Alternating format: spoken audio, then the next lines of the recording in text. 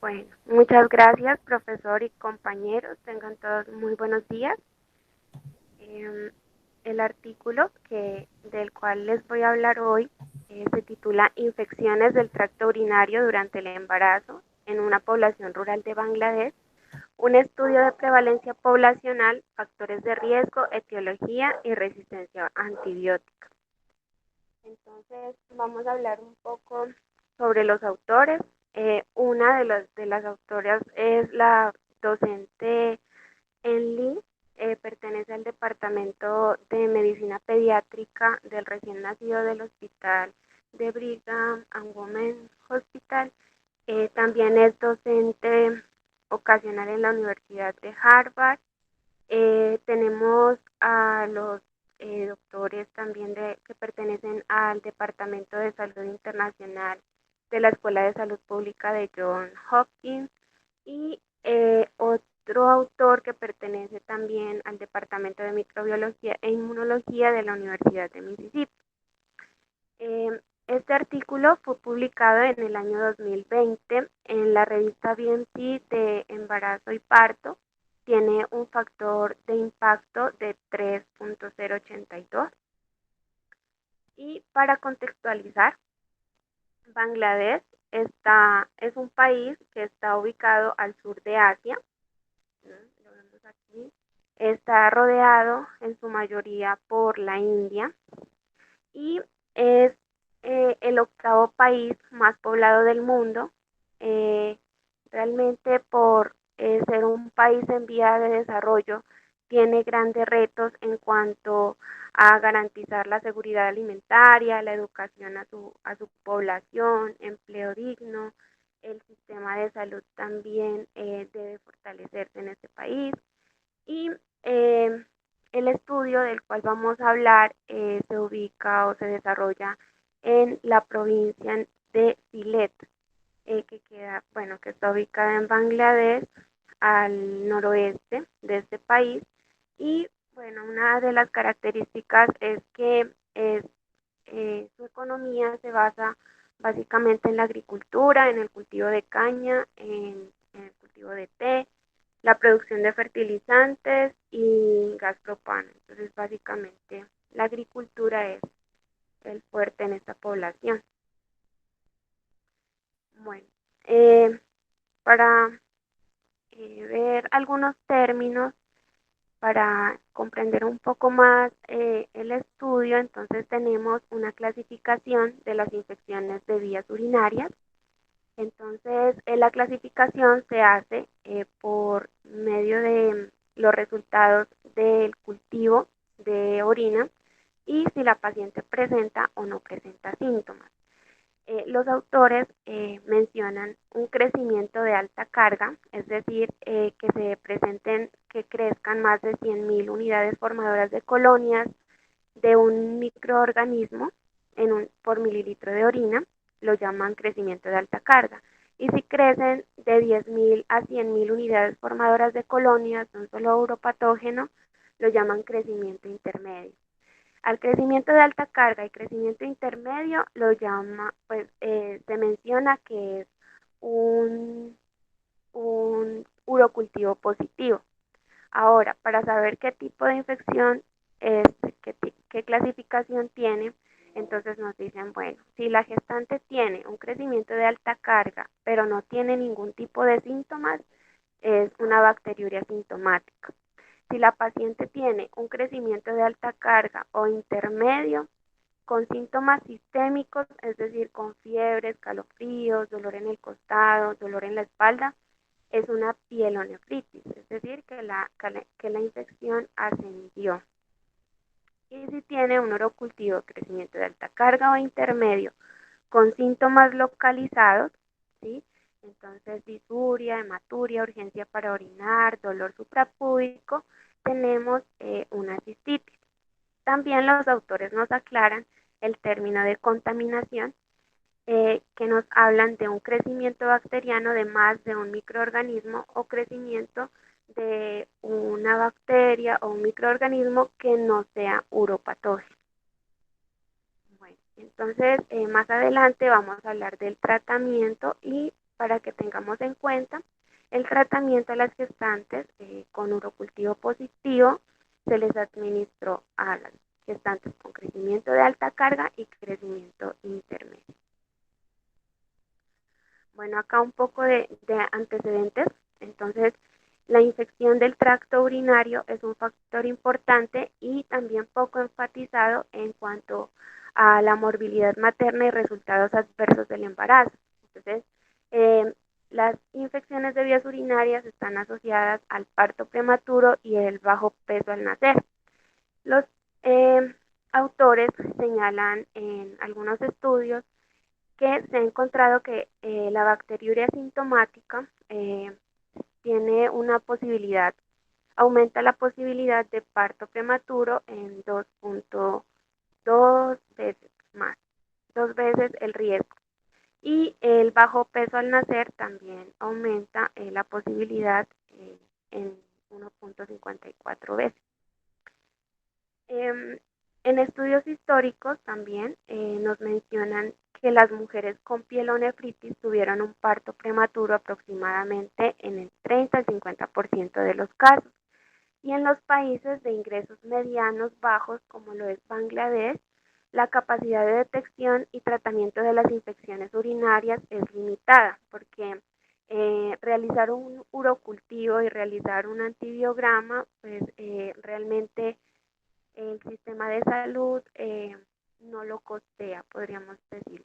Entonces, en estos países básicamente se utiliza una tira reactiva y una tinción de Gram que realmente no es muy específica. Bueno, la prevalencia global de infecciones del tracto urinario o bacteriuria sintomática en el embarazo varió de 3 al 35% a nivel mundial, dependiendo del continente donde se encuentre, incluyendo algunos países con una tasa de nacimientos prematuros del 10%. Y también las infecciones del tracto urinario pueden desencadenar una respuesta inflamatoria. Es por ello que así se aumenta el riesgo de nacimiento a término, porque en la infección se hace la liberación de citoquinas y quimiosinas que lo que hacen es activar el deciduo, se liberan las prostaglandinas, se madura el cuello y bueno, aumenta el riesgo de parto pretérmino.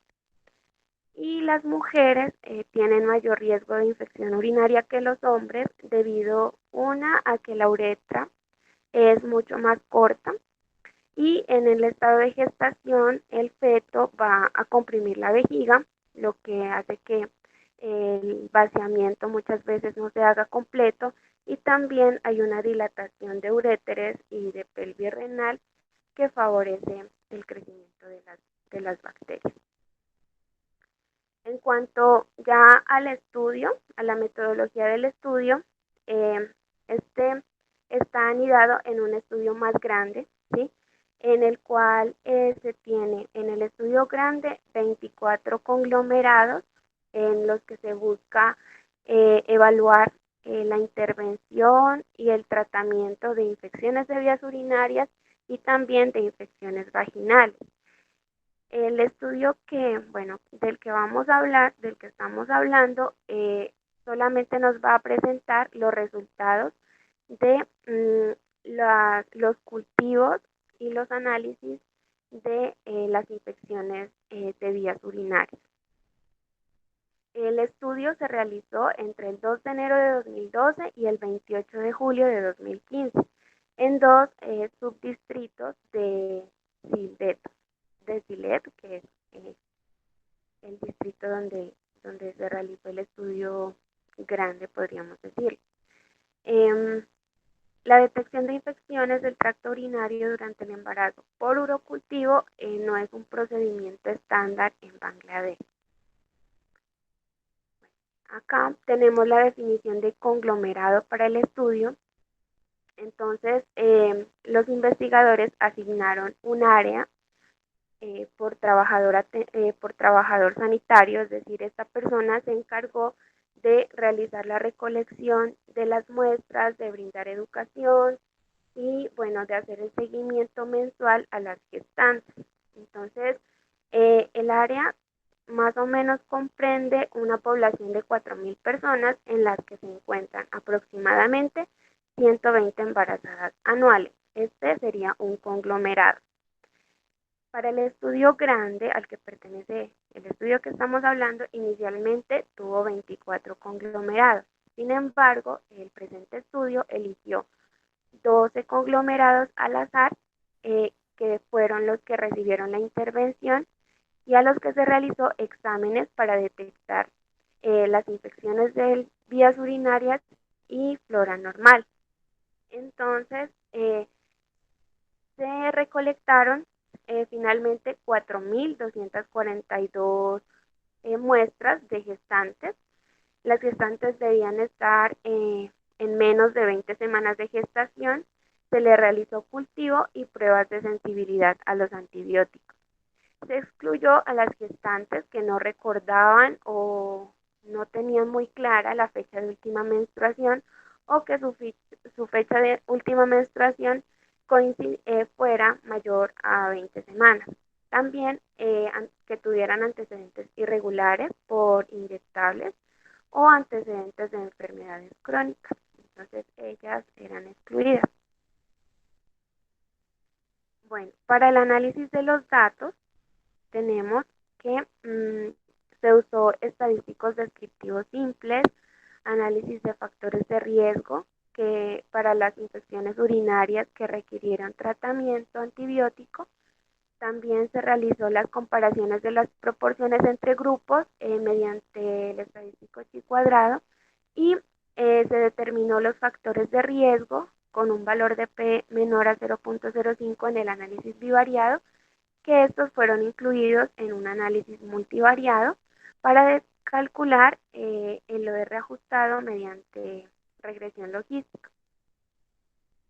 Usaron Stata versión 1.4. Acá tenemos ya los resultados. Podemos observar que los primeros tres grupos de gestantes o de resultados fueron los que tuvieron urocultivo positivo. Entonces se tuvo 4.034 muestras, de ellas 360 gestantes resultaron con urocultivo positivo. Algo que llama la atención es que la mayoría, digamos que el 4.5% de las positivas, de las muestras, fueron bacteriurias asintomáticas, ¿sí? Entonces los autores nos recalcan la importancia de no solo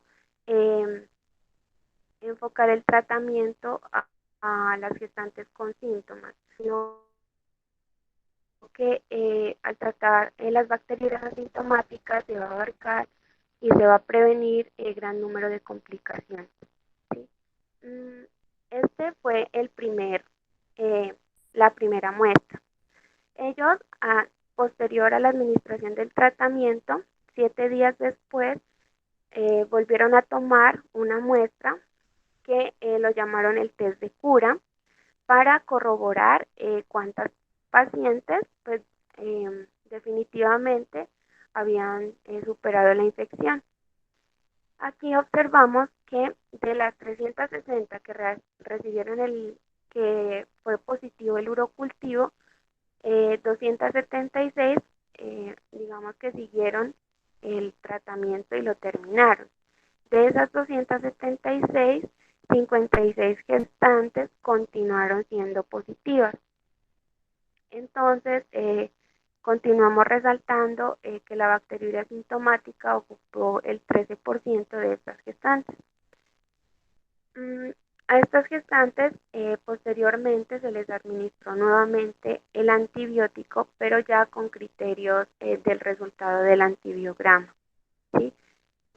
Entonces se les hizo el segundo test de cura. De esas 56 continuaron el tratamiento 42, y de esas 42, 11 continuaron siendo positivas, y observamos que la bacteriuria asintomática ocupa el 19% de estas gestantes.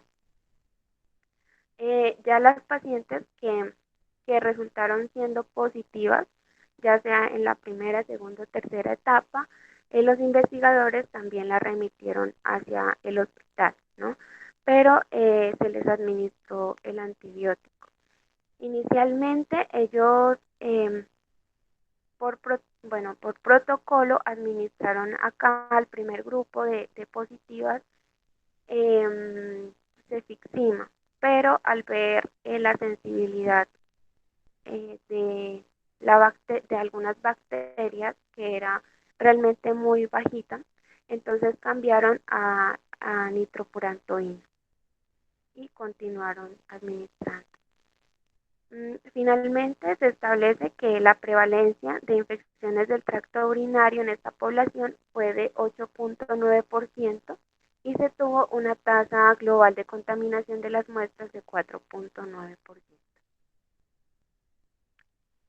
En el análisis bivariado tenemos los investigadores realizaron una clasificación para ver las características sociodemográficas, entre ellos la riqueza del hogar.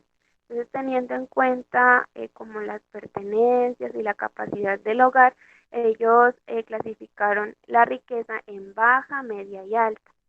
Observamos que con un valor P de 0.01 tenemos que en las gestantes con infección de vías urinarias, el mayor porcentaje, que es 10.6, tiene una baja riqueza en el hogar. Acá no tenemos otro valor significativo, acá tenemos otro, que sería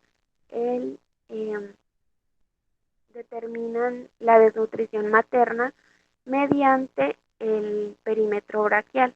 Si el perímetro braquial era menor de 23 centímetros, entonces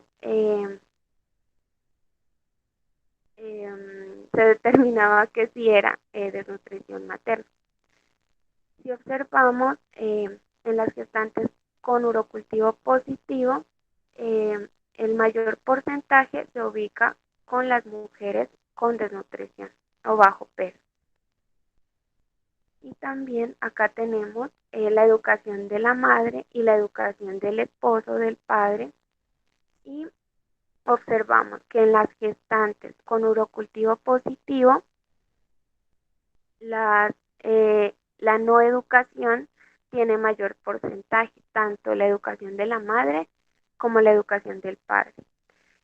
Los investigadores nos hablan de que la educación paterna es un indicador de bajo nivel socioeconómico y se ha reportado como factor de riesgo para infecciones de vías urinarias e infecciones en general, y se informa con cierta frecuencia. Y también el hecho de que la gestante sea primípara.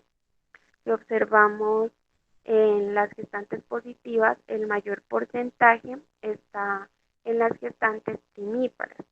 Los autores lo asocian que una gestante primípara puede tener tal vez los hábitos higiénicos no tan adecuados debido a su poca experiencia, y también se asocia con el bajo nivel socioeconómico.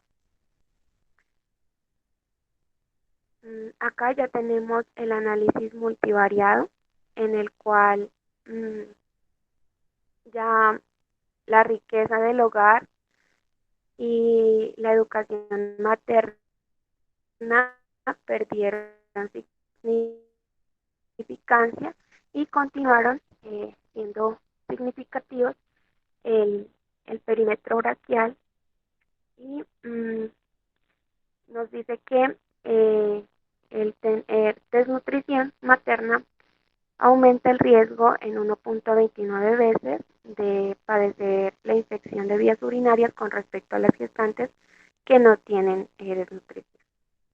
Acá tenemos también el nivel educativo del padre nos da significativo tanto el no tener educación como tener educación primaria. Si observamos, aumenta el riesgo en 1.56 y 1.42 veces. Y el hecho de ser una gestante primípara también continúa siendo significativo, aumentando el riesgo de 1.45 veces el padecer infecciones de vías urinarias con respecto a las gestantes no primíparas. Entonces vemos aquí el intervalo de confianza que no pasa por el 1. Y finalmente tenemos la susceptibilidad antibiótica. Entonces, como les había mencionado, inicialmente los autores usaron cefixima para tratar las infecciones como protocolo, como antibiótico inicial. Sin embargo, observaron que la sensibilidad no era muy buena. Entonces pasaron a nitrofurantoína, que tiene una sensibilidad mayor del 99.2% para E. coli, que fue la bacteria que se observó con mayor frecuencia. Y solamente nitrofurantoína tiene una baja sensibilidad para Klebsiella. También se observa que E. coli tiene una muy baja sensibilidad frente a ampicilina, incluso casi que todos los microorganismos aislados, también a la citromicina y al ácido nalidíxico. Bueno, con respecto a E. coli, también nos dan un dato los autores, y es que la mayoría de las especies aisladas eran sensibles a nitrofurantoína. Sin embargo, E. coli, que ocupó casi el 30% de los aislamientos, fue resistente a cefalosporinas de tercera generación, lo que causa preocupación porque realmente está alcanzando porcentajes de resistencia a antibióticos que prácticamente son la última opción para eliminar estas bacterias. Y ya como comentarios de los autores, nos dice que este estudio difiere de los demás porque la muestra de mujeres que tomaron, ellos las encontraron en la casa, ¿sí? En los hogares del área de influencia del estudio, y nos dicen que en otros estudios se reclutan las mujeres o se toma información de las gestantes que acuden a las clínicas de atención prenatal o a los hospitales. Entonces, esto es un punto a favor para el estudio. Y nos hablan que se necesita con urgencia métodos diagnósticos en el punto de atención de menor costo, que sean factibles y precisos para la detección de bacteriuria asintomática, para mejorar la detección y manejo de las infecciones, sobre todo en los países de ingresos bajos y medianos, y que la primiparidad, la menor educación paterna, la desnutrición materna, fueron factores de riesgo importantes de infección urinaria en esta población. La OMS también sacó una directriz en la que se recomienda a los países de medianos y bajos ingresos la detección de infecciones del tracto urinario durante el embarazo.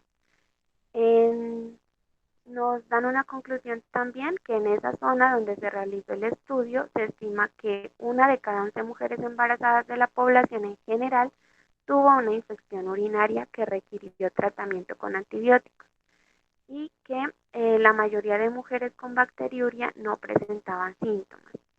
Las tasas de resistencia a los antibióticos fueron preocupantemente altas, particularmente para las cepas de E. coli. Y bueno, la misma conclusión, la baja educación, primiparidad y desnutrición fueron factores de riesgo importantes. También los autores nos mencionan que este es un estudio en el cual se confirma que la desnutrición materna es un factor de riesgo para infecciones, debido a que en la desnutrición también se está en un estado de inmunosupresión. y sumado a la inmunosupresión provocada por el embarazo, pues es un factor de riesgo muy importante para contraer enfermedades infecciosas. Y bueno, eso es lo que tenía para compartir. No sé si tienen dudas, comentarios. Muchas gracias. Cine, muchas gracias por la presentación. Muy claro, muy organizado, muy buen uso del tiempo. Pues nos traes un tema muy interesante, ¿cierto? Digamos, digamos, por lo que se conoce sobre la historia natural de la fisiopatología de este problema, ¿cierto? De las bacteriurias asintomáticas, las infecciones urinarias, y cómo es un factor asociado, un determinante muy conocido, ¿cierto? Del embarazo a pretérmino, ¿cierto? Del parto a pretérmino, perdón, en las mujeres, ¿cierto? Tanto en países de altos como de bajos ingresos. Y pues sí, aquí digamos que claramente se hace referencia a un asunto, a una diferencia ya muy marcada en cuanto al manejo que los países de altos ingresos vienen haciendo esta problemática, ya con la tamización que hacen durante el control prenatal con el urocultivo, que permite pues con una mucha mejor sensibilidad y confianza identificar y tratar las mujeres con las embarazadas con esta problemática. Situación pues diferente en otros países como se describe allí. Muy interesante. Tenemos entonces abierta la discusión para preguntas que tengan los estudiantes, los asistentes, profes, comentarios sobre este artículo, sobre este tema. Adelante.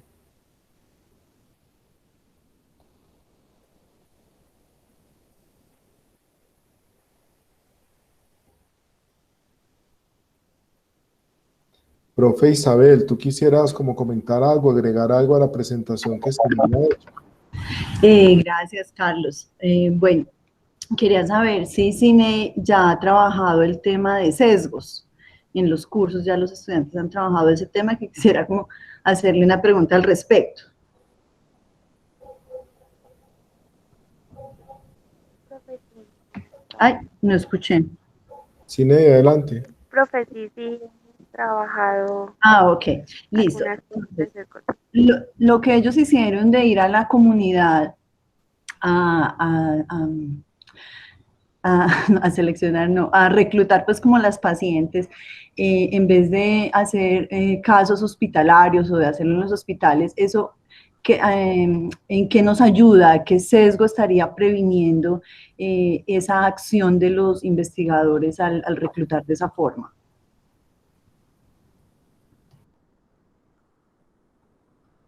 ¿Qué tipo de sesgo se puede estar previniendo ahí? Tú resaltaste que eso había sido pues como una fortaleza de este estudio. ¿Por qué crees eso? Profe, tal vez un sesgo de selección, porque ya en la institución tendríamos prácticamente las gestantes que acuden con síntomas, casi siempre pues, son las que acuden si nos basamos en los servicios de urgencias o bueno, etcétera. Pero si observamos en la comunidad, las gestantes con bacteriuria sintomática pues realmente no lo notan, ni siquiera se dan cuenta que la infección está presente. Entonces, hay otro gran número y sobre todo en los países de ingresos bajos en los que las gestantes no acuden a control prenatal o la asistencia a control prenatal es muy baja, entonces realmente esas gestantes no tendrían registros en la institución de salud. Muy bien. Y de tu estudio, bueno, no sé si tus compañeros y los profesores conocen el estudio de CINEI, ella quiere ver por qué las maternas con infección de vías urinarias se complican, ¿cierto? Como cuáles son los factores de las complicaciones de esas infecciones. Entonces quería preguntarte de este estudio, de pronto, ¿qué cosas podrías tomar, qué enseñanzas te deja a ti este estudio que pudieses aplicar o que te sirvieran para el diseño del tuyo? Vale, profe. Bueno, realmente este estudio pues me parece personalmente, no sé, muy completo, digamos, porque abarca muchos aspectos de las infecciones como tal. Entonces, pienso que un factor muy importante a tener en cuenta es eh, las condiciones socioeconómicas o los aspectos sociodemográficos. También tener en cuenta esa parte que en mi caso se realizará la recolección mediante historia clínica. Entonces, tener en cuenta también y controlar como ese posible sesgo que se pueda tener al no incluir a las gestantes que, bueno, no tienen registros o no tienen consultas o antecedentes en la institución de salud. ¿Qué tanto, no sé si tienes conocimiento de qué tantas mujeres gestantes de tu departamento, de la zona donde vas a hacer el estudio, acuden a control prenatal? ¿Hay algún dato al respecto? Profe, como porcentaje, como dato, la verdad no lo tengo presente. Okay. ¿Y tienes idea de más o menos, bueno, o si se cumple la normativa en cuanto a la realización de un cultivo en mujeres embarazadas? ¿Qué tanto se está cumpliendo eso? Profe, sí, hemos tenido la oportunidad de revisar algunas historias clínicas de las gestantes y a las gestantes al ingreso del control prenatal, por norma, se le realiza el urocultivo y el uroanálisis y antibiograma en la institución, pues a las que inician control prenatal. Ok, entonces podríamos tener como cierta tranquilidad de que allí no vamos a tener sesgos en cuanto al diagnóstico, o sea que realmente las mujeres sí están recibiendo el urocultivo y que no vamos a tener sesgos de diagnóstico, ¿cierto? Eso es como lo que te entiendo. Sí, profe. Si las gestantes acuden a control prenatal, por norma se les envía los exámenes. Ok, bueno, muy bien, sí, porque esto, que tenemos una gran diferencia con este estudio y es que todos tus pacientes, tus participantes vienen del ámbito hospitalario y no del comunitario. Entonces, siempre allí hay un temor de estos sesgos de diagnóstico, sesgos de selección, y bueno, creo que sí, a todas les hacen, a todas las que acuden al control prenatal, obviamente, la generalización de los resultados serán a aquellas que acuden al control prenatal.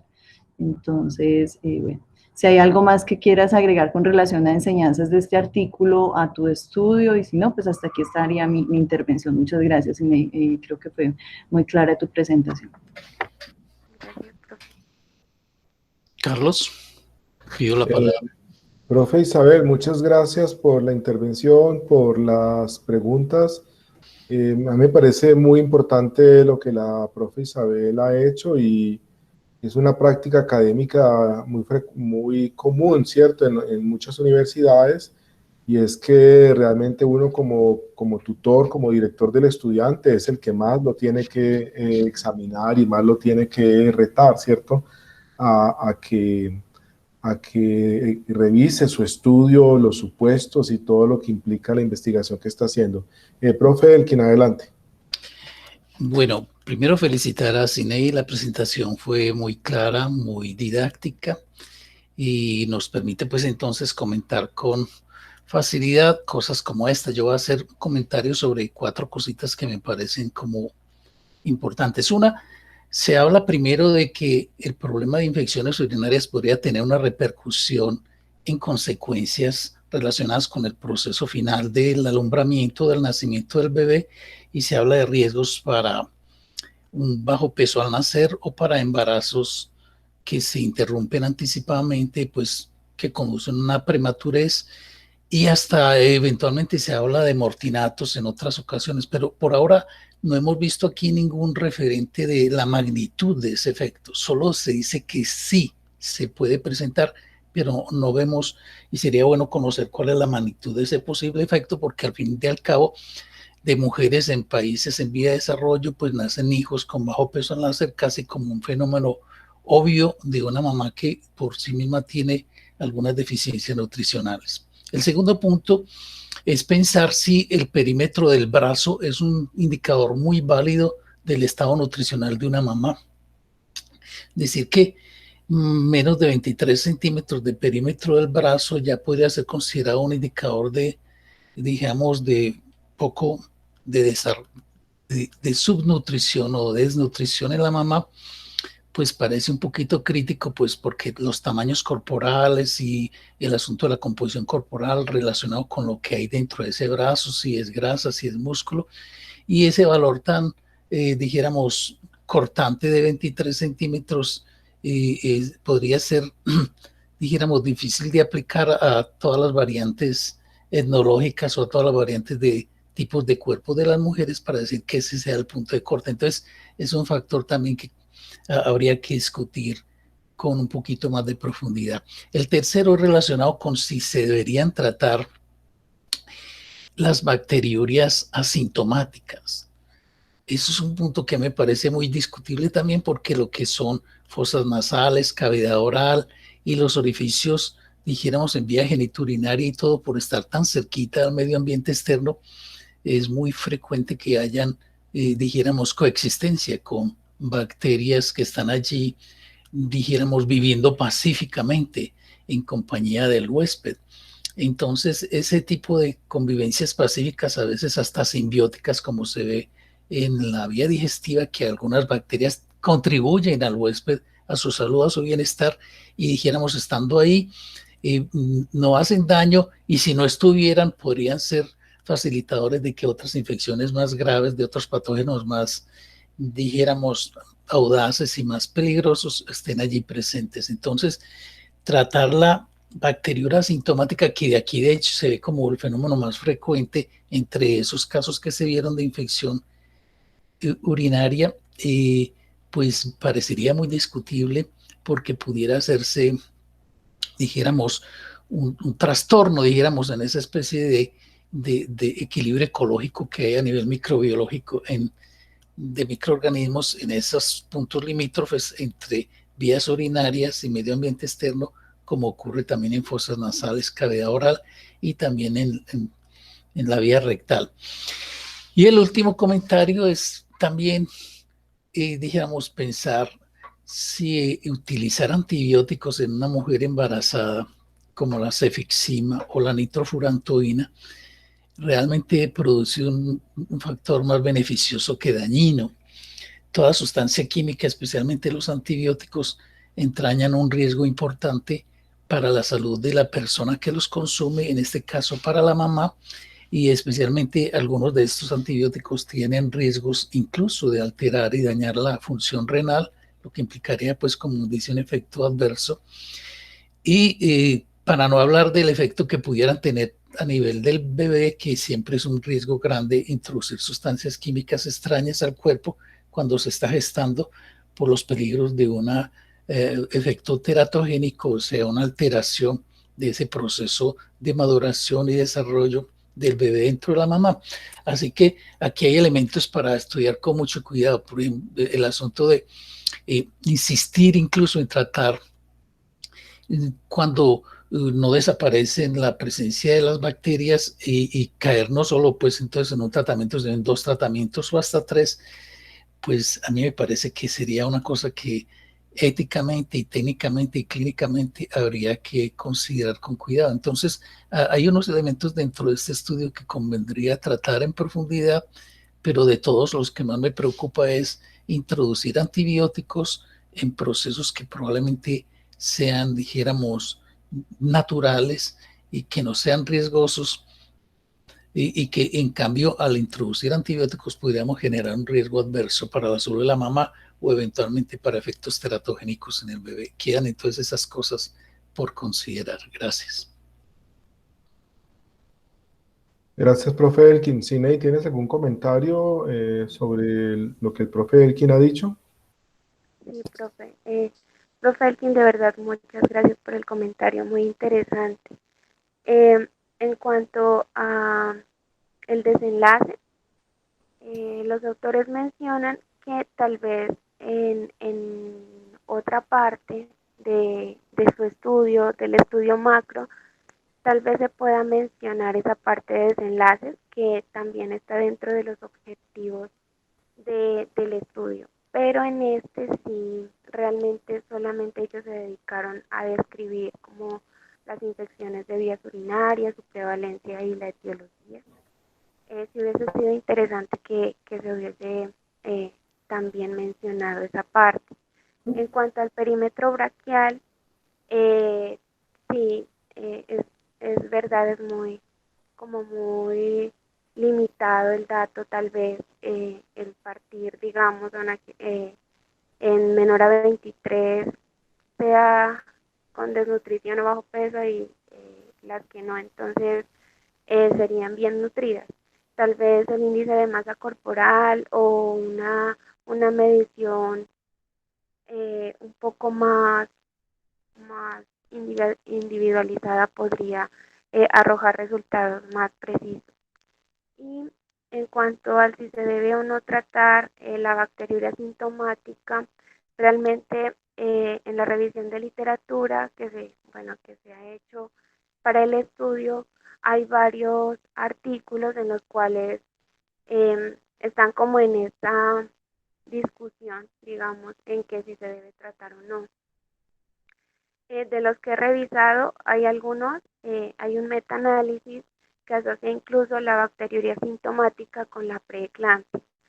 Yo creería que más que usar los antibióticos de manera masiva, pensaría que se podría hacer de manera individualizada, mirando el riesgo-beneficio pues de administrar el tratamiento antibiótico a la gestante.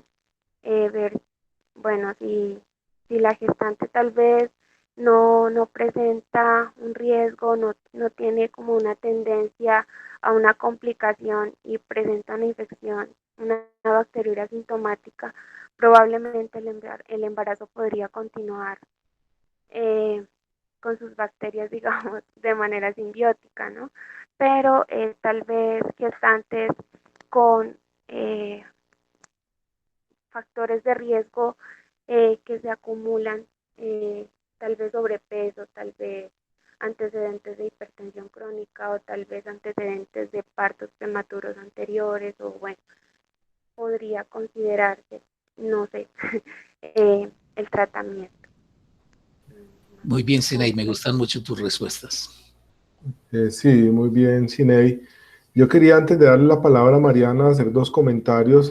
Cuando el profe Elkin resalta lo del perímetro, yo creo que esto, la reflexión es que en epidemiología casi siempre es un ejercicio de medición de variables, y miren lo sutil, digamos, de la medición que utilizan ellos para inferir el estado nutricional de la mujer, como una medición inadecuada, inapropiada, introduce perfectamente lo que serían sesgos de información, ¿cierto? Sesgos de mala clasificación.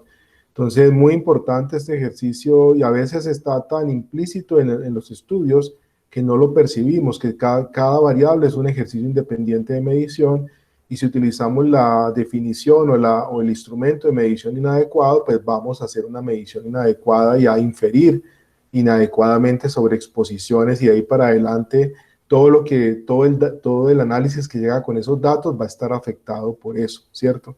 Entonces es muy importante tener en cuenta eso.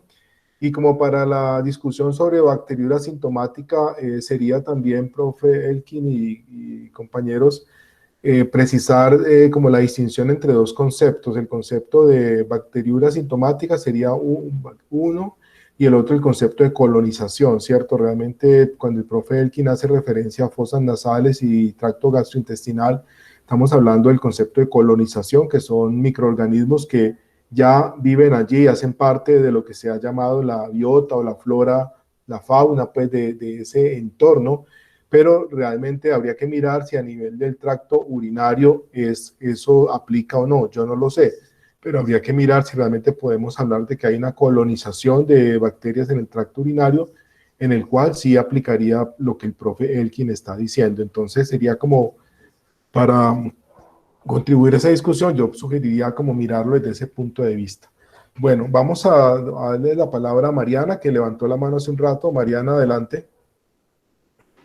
Buenos días. Yo quisiera hacer dos comentarios. El primero, con respecto al tratamiento de la bacteriuria asintomática en embarazadas.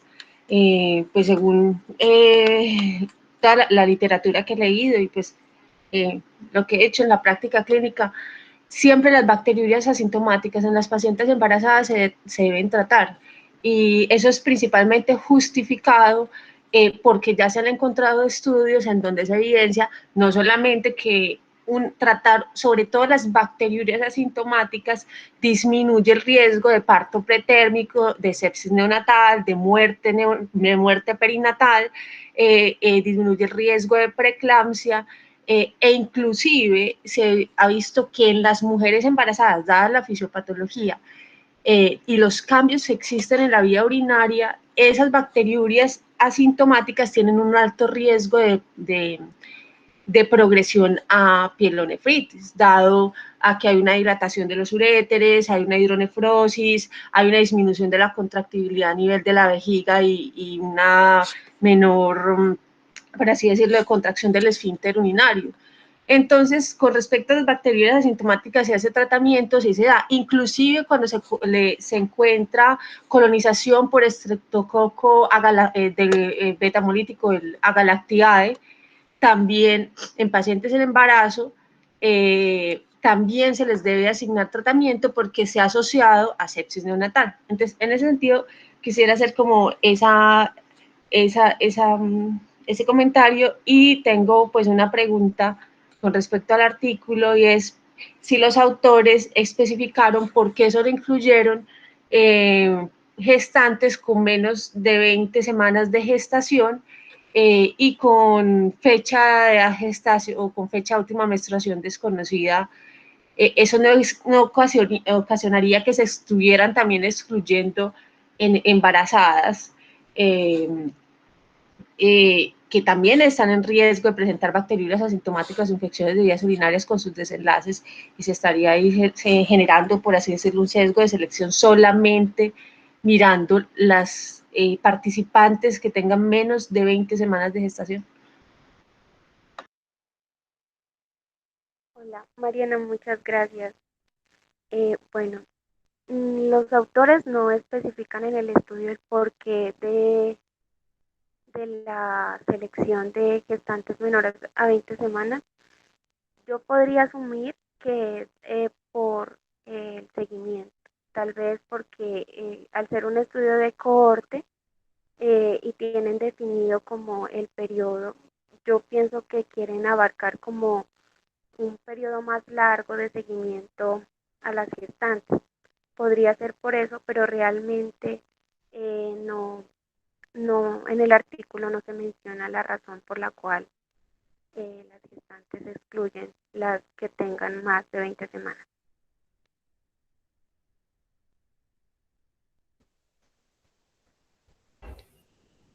Gracias, Sinei. Y Mariana, gracias por la intervención y la pregunta. Le doy la palabra a Jenny Rojo, que levantó la mano. Jenny, adelante. Hola, profe. Pues es como para complementar un poquito el comentario que estaba haciendo Mariana sobre la intervención del profe Elkin.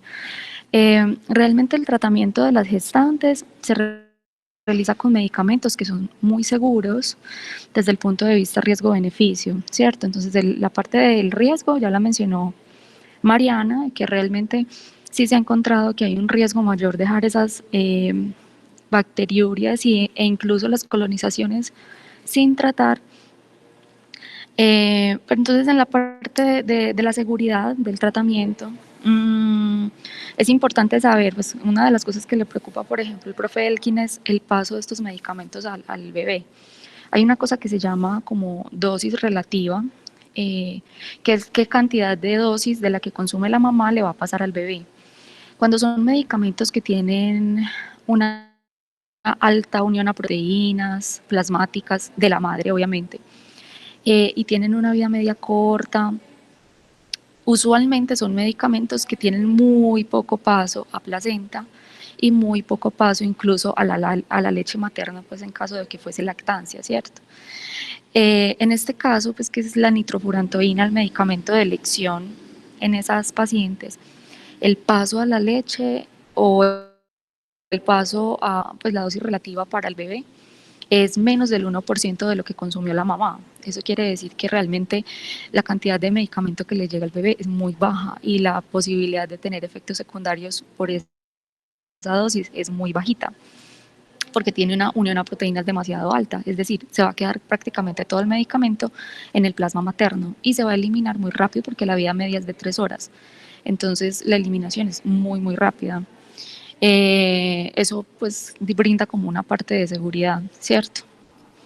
Ya cuando tenemos casos más graves, pues también tenemos que considerar que hay sin mamá, perdón, no hay bebé. Eso quiere decir que si no tratamos a la mamá y la mamá se nos complica, digamos lo que estaba mencionando Sinead, de la posibilidad que esto también acarree una preeclampsia. Mamá complicada implica, embarazo complicado implica que el bebé no tiene viabilidad, ¿sí? Entonces siempre vamos a darle predominio o predilección al tratamiento de la madre para facilitar que la mamá esté sana, que esté bien y que no se complique en el embarazo, para poder cuidar al bebé, porque si no tenemos mamá sana, no vamos a tener bebé sano. Entonces es muy importante cuando uno trata pues como ese binomio, tener en cuenta que la gran mayoría, sobre todo en estas edades gestacionales tempranas, depende de la mamá. Muchas gracias, qué comentarios más interesantes. Muchas gracias de nuevo. Gracias, Jenny, sí, muy importante y gracias por ese aporte a la discusión. Más preguntas, más comentarios de los asistentes. No sé si el profe Juan Fernando, el profe Colimon quisieran agregar algo, reflexionar sobre algún asunto que no hayamos tocado hasta ahora.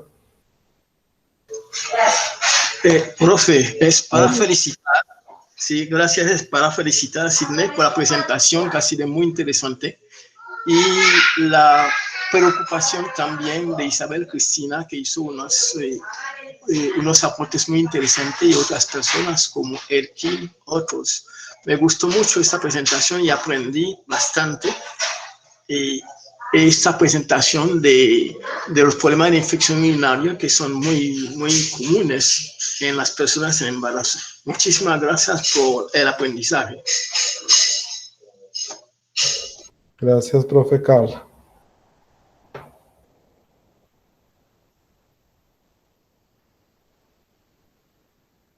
Muy bien, entonces pues yo creo que vamos a cerrar la sesión agradeciéndole nuevamente a Sinei por traernos este artículo y la preparación que ha hecho él mismo para aprender muchas cosas hoy, al acompañamiento de su directora, la profe Isabel Garcés, la participación de las personas que han intervenido y su asistencia de todos hoy aquí cumplidamente.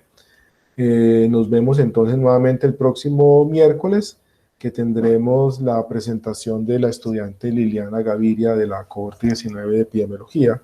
Entonces, les deseo a todos un buen resto del día y gracias de nuevo. Hasta luego. Muchas gracias y un feliz día para todos. Gracias, hasta luego. Chao.